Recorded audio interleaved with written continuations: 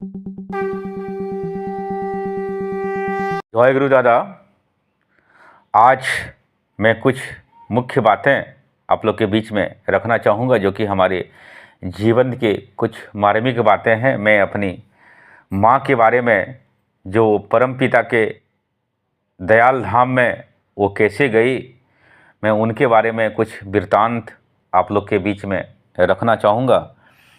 दरअसल हमारी माँ का भी दीक्षा, हमारी दीक्षा के बाद उनका भी दीक्षा हुआ था, लेकिन जब उनकी अंतिम अवस्था आई तो ठाकुर कैसे अपने भक्त को लेने के लिए अपने साथ आते हैं, ये बात मैं आप लोग के बीच में रखना चाहूँगा। ये उनकी मृत्यु 21 जून 2021 में उनका अपना शरीर वो छोड़ के इस दुनिया से चली गई। लेकिन उनके जाने के पहले मैं कुछ बातें आप लोग के बीच में मैं रखना चाहूँगा।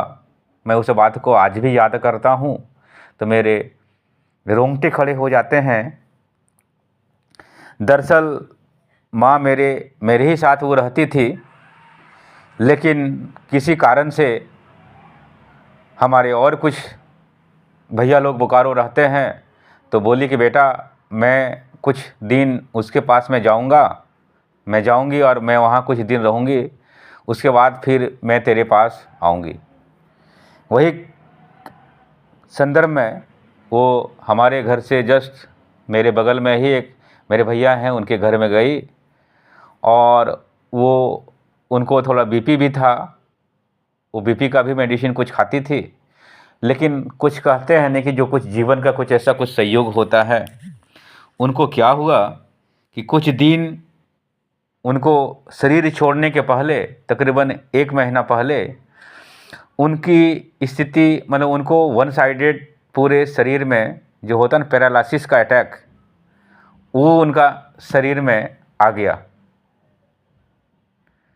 और वन वे मतलब जो बायां साइड का पूरा अंग उनका बिल्कुल शून्य हो गया।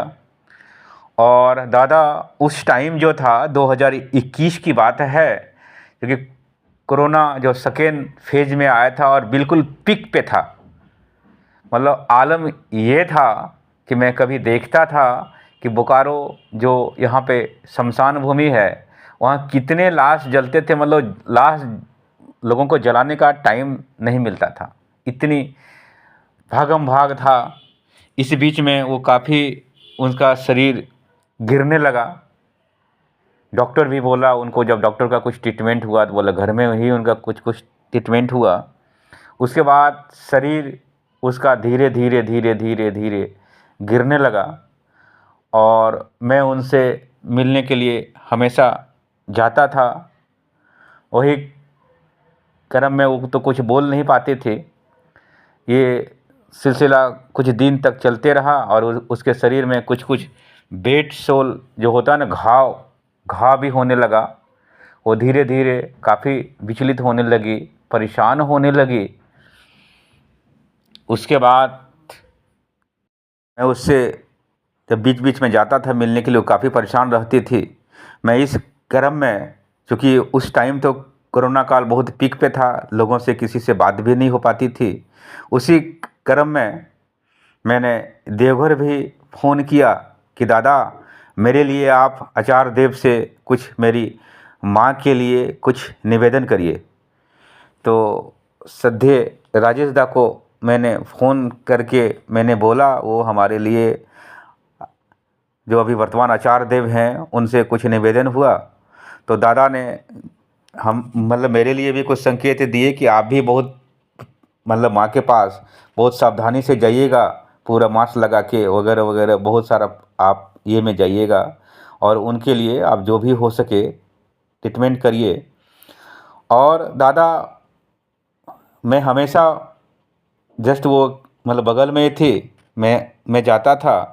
और देखिए जो कहते हैं ना संयोग, जो उनका जाने का 1 दिन पहले मैं उनके पास, जब मैं मिलने के लिए माँ के पास जब मैं गया, उस दिन वो देखे वो बहुत ही भावुक थी।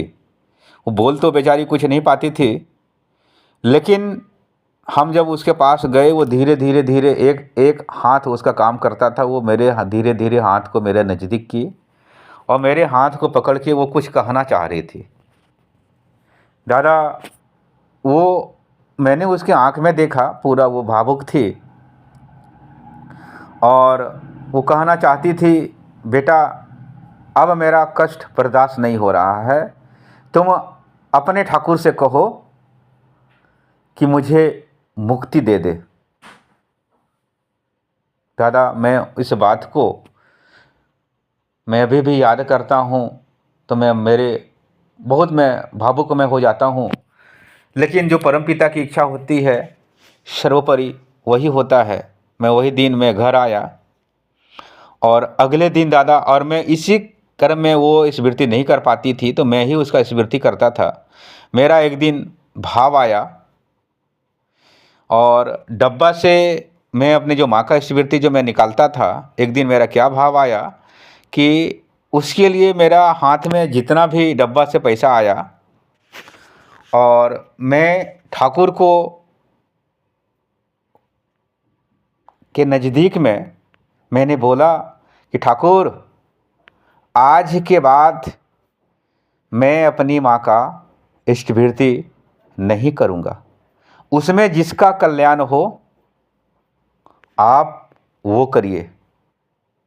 और दादा, उसके नाम से, माँ के नाम से मैंने स्मृति किया और डब्बा में मैं पुनः उसका जो मैं रखा अर्घ, उसके बाद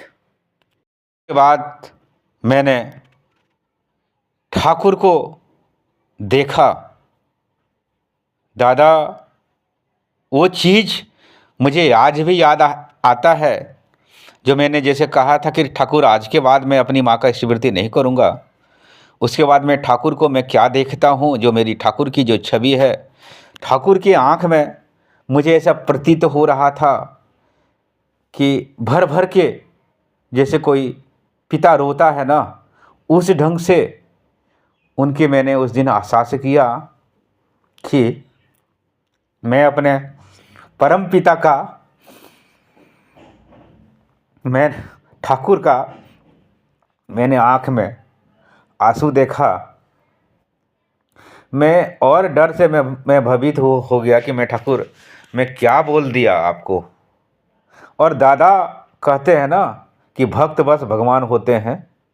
वही पल हमको कोई लगा कि कोई कान में कह रहा है कि बेटा 24 घंटा का हमें समय दो, तुम्हारी माँ और 24 घंटा बचेगी।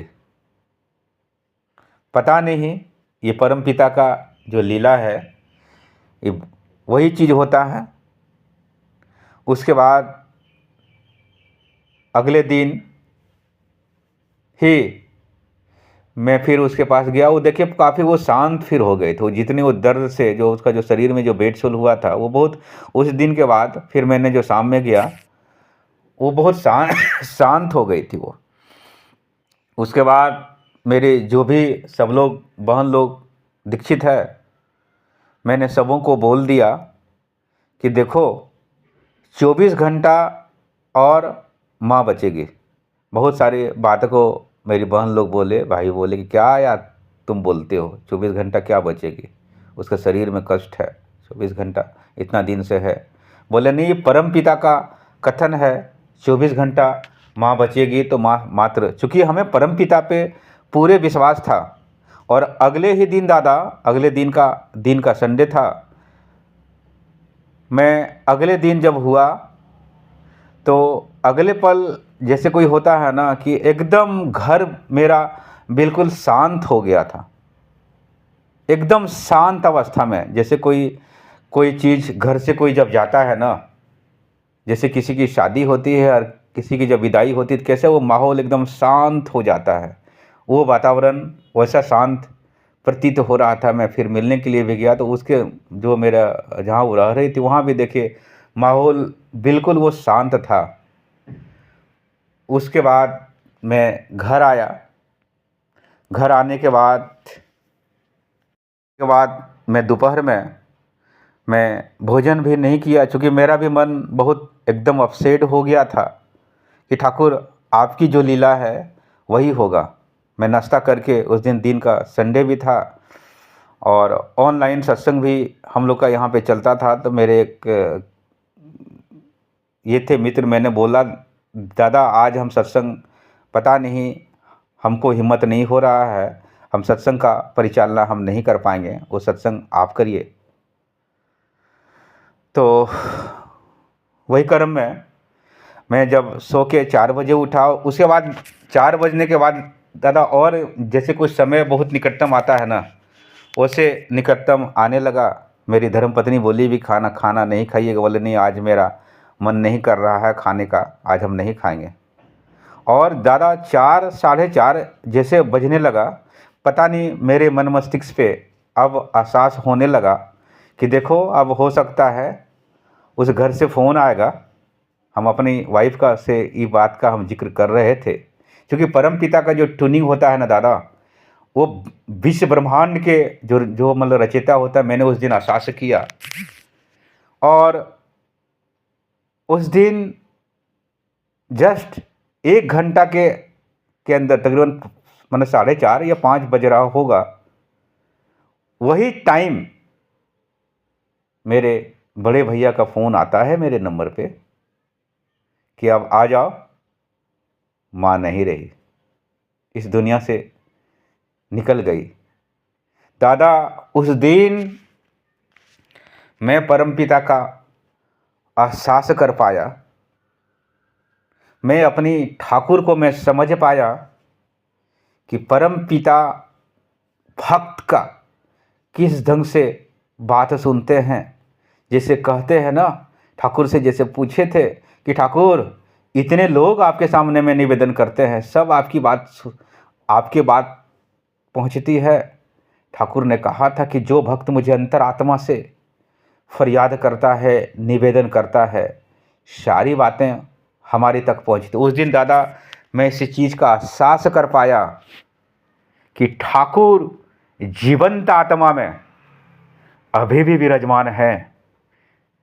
उस दिन के बाद मैंने एहसास कर पाया। मैं अक्सर एक बात सत्संग में बोलता हूँ कि अगर आस्था है तो बंद दरवाजा में रास्ता है। अगर हमारे परमपिता के प्रति अगर भक्ति है, निष्ठा है, समर्पण है, तो ठाकुर दादा हमेशा हमारे पास होते हैं। ये बात मैं आप लोग के बीच में रखा, क्योंकि ये मेरे जीवन के एक मार्मिक मेरी माँ का घटना है। ये मैंने एहसास कर पाया था उस दिन कि ठाकुर आपके साथ 24 घंटा होते हैं। सिर्फ हमें उनको अंतरात्मा से सिर्फ याद करने की दरकार है। जय गुरु दादा, जय गुरु।